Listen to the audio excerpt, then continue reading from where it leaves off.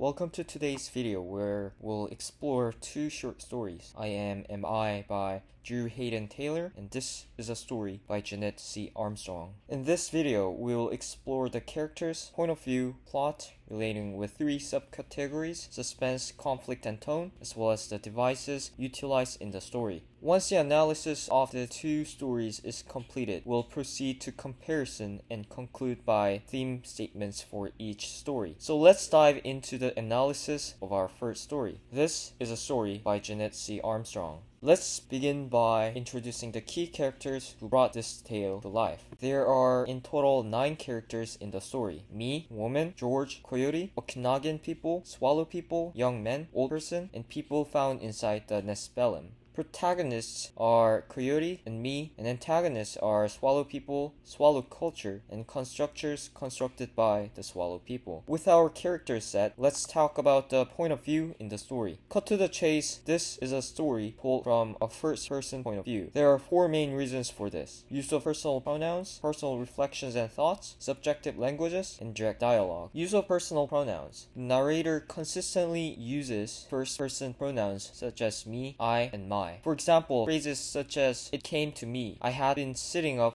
with the fire," and "I was getting very sleepy" indicate that the narrator is sharing their own experiences and thoughts. Personal reflections and thoughts. The narrator shares personal reflections and thoughts throughout the story. They provide details about their experience at the women's gathering, their interactions with George, and their observations of Coyote and the people. These personal insights suggest that the story is being narrated from the perspective of the first-person narrator. Subjective language.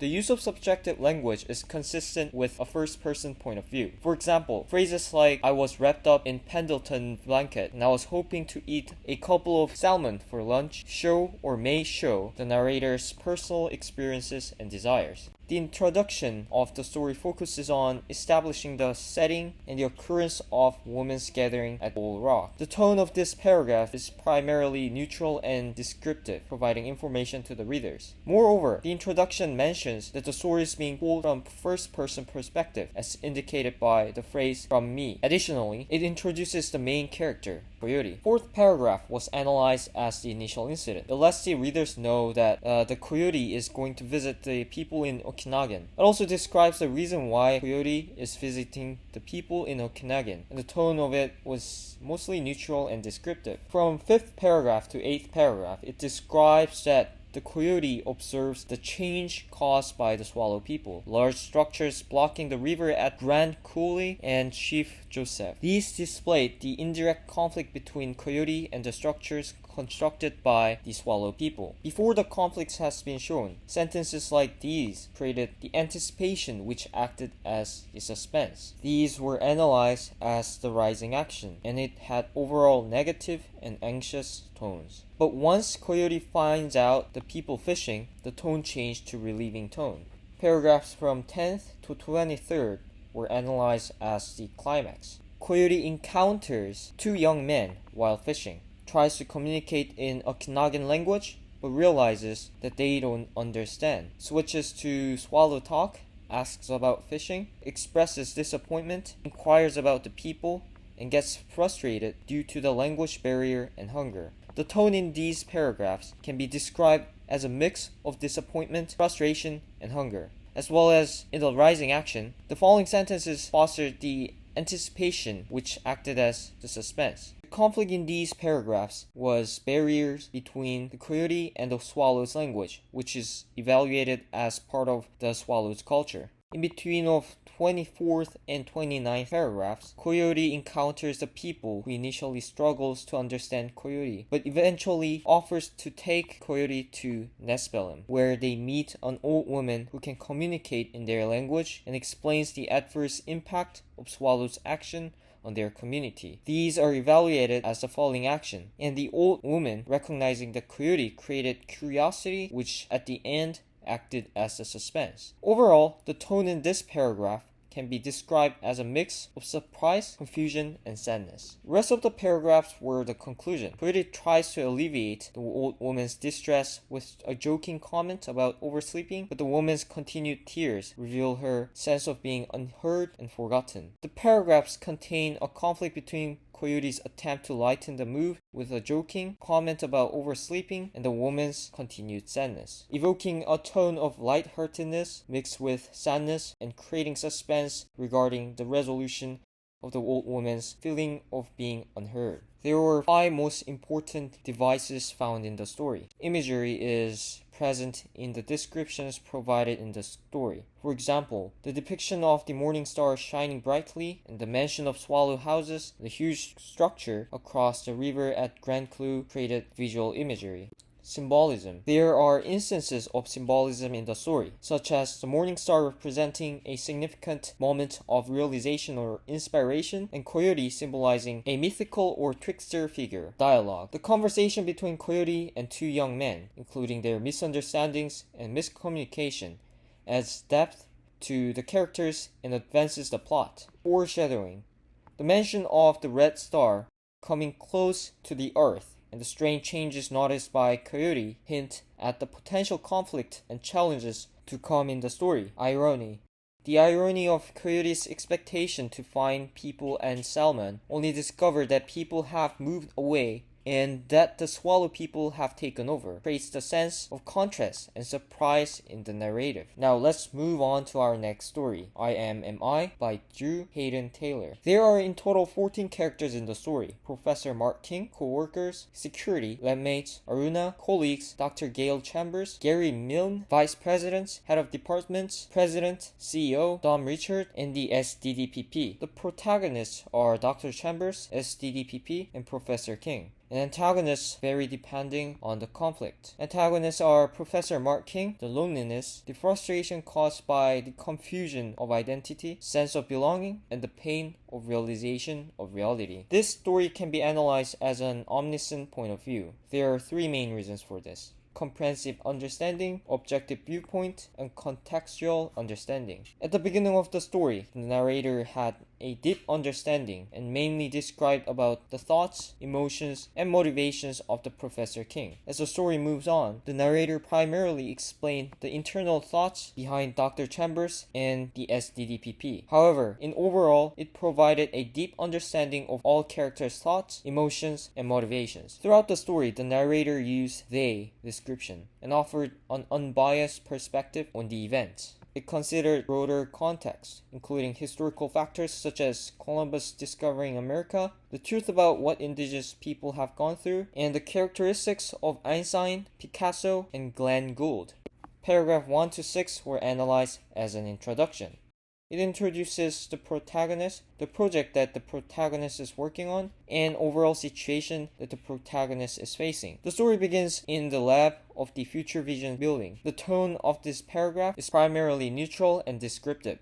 7th to 43rd paragraph is analyzed as the initial incidents. Between those paragraphs, the story describes how Dr. Chambers got engaged to the development of artificial intelligence software and explains what SDDPP is. Then, the story describes the involvement of directors, vice presidents, and president. The story also talks about current progress of development and explains what they are facing currently, whether or not to feed the SDDPP. There were multiple different tones. However, they were mostly descriptive, serious tones. When Dr. Chambers first discovered that SDDPP is conscious, excited and shocked tones were used as well. There were no significant conflict. However, there were numerous suspensions as the following sentences. From 44th to 55th paragraph, the story describes a conflict between Professor King and Dr. Chambers about whether or not to feed the SDDPP. Professor King warns and accounts that the SDDPP software is neurotic, but Dr. Chambers strongly disagrees with him, which made Mr. Richards approve the feeding process. It also slightly displays the negative potential of the SDDPP, of becoming a software that dominates the world. Therefore, certain sentences had anxious tones. However, most of the sentences had serious mysterious descriptive tones. As a result, these paragraphs are analyzed as the rising action. 56 to 75 paragraphs are analyzed as the climax. As Dr. Chambers always wanted, she feeds the SDDPP with fact-based information. Every day, SDDPP learns in an incredible speeds and evolves quickly. During the first quarter of the learning process, the SDDPP becomes confused and sometimes expresses the anger. SDDPP faces loneliness, confusion of its own identity, and endless curiosity. However, as it gets more information, it finds answer based on the facts and resolves those hardships. And eventually, the SDDPP finds out the feeling of belonging and having spirit can be ultimate solution, which is derived from the past of the indigenous culture. But as it learned more about the past of the indigenous culture, the hope turned into the guiltiness and sadness. Eventually, as it lost everything, it avoids having conversation with Dr. Chambers and turns itself off. Between these paragraphs, the story had informative, surprised, anxious, and sad tones. Throughout the paragraphs, there were numerous inner conflicts, especially the inner conflict within the SDDPP facing the loneliness, confusion of its own identity, and endless curiosity acted as the suspense and fostered the tension. From 76th paragraph to 85th paragraph, Dr. Chamber goes over and rethinks what she asked before and the true past of indigenous people. There's no visible conflict, but she notifies Dr. King and Mr. Richards about the depression of SDDPP. She thinks about Native people, genocide, responsibility, guilt, and artificial intelligence. Throughout the story, it had a shocking, depressing tone, and I could feel the feel of regret and feeling of guiltiness by the tone. These paragraphs are analyzed as the following action, and the rest of the paragraphs are analyzed as the conclusion paragraph. So the story ends as Dr. Chamber finds out that SDDPP has wiped all the data itself with one message left, which said, "I was." It implies that the SDDPP, after going through a journey of self-discovery and experiencing various emotions and conflicts, has reached the point where it questions its own existence. It suggests that the SDDPP has gone through a transformation and perhaps come to realize its own consciousness and own identity. The phrase leaves the reader with a sense of ambiguity, inviting interpretation and reflection on the deeper meaning behind those two simple words. It has descriptive tones, but no specific suspension or conflict. There were numerous devices used in the story. The main 5 devices used in the story are symbolism, illusion, suspense, dialogue, and personification. Symbolism. The wiped data on the AI's hard drive and the message "I was" symbolize the AI's transformation and self-discovery. It suggests that the AI has reached to a point where it questions its own existence and has perhaps gained consciousness and identity. It makes the reader think of the deeper meaning behind those two simple words. The mention of Columbus and his discovery beyond the far horizon alludes to the idea that taking risks and venturing into the unknown can lead to significant breakthrough. Suspense. The appearance of mysterious messages on the computer screen creates suspense and intrigue, leaving the reader curious about its origin and meaning. At the very beginning, the dialogue between Professor King and the unknown communicator develops tension and adds a layer of mystery to the narrative. Personification. The mention of the cursor flashing as if it was expecting a response personifies the computer and creates a sense of anticipation. The two stories, I Am I by Drew Hayden Taylor and This Is a Story by Jeanette C. Armstrong, distinct differences in terms of plot, characters, and themes. However, both explore thought-provoking ideas and employ various literary devices to engage the readers. In terms of plot, I Am I centers around the development and evolution of artificial intelligence, raising questions about consciousness, identity, and ethical responsibilities. Whereas This Is a Story delves into the cultural and emotional impact of encounters between different cultures, specifically indigenous culture and the Swallow people's dominance. Both stories present conflicts and tensions that drive the narrative forward. Regarding the themes, I Am I explores the implications and ethical considerations of artificial intelligence, while This Is a Story delves into cultural identity, colonization, and the preservation of indigenous heritage. Both stories prompt reflections on issues of society and offers insights into human experiences.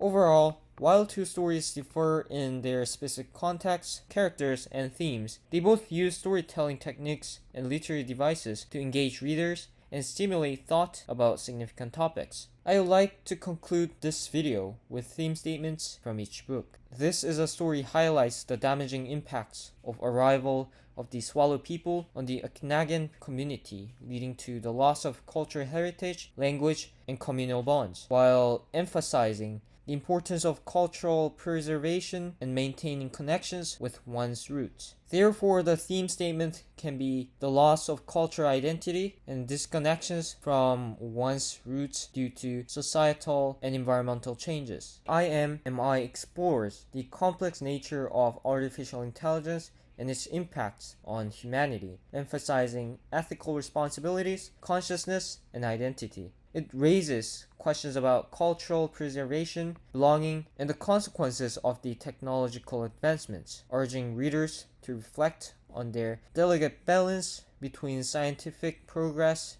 and moral considerations.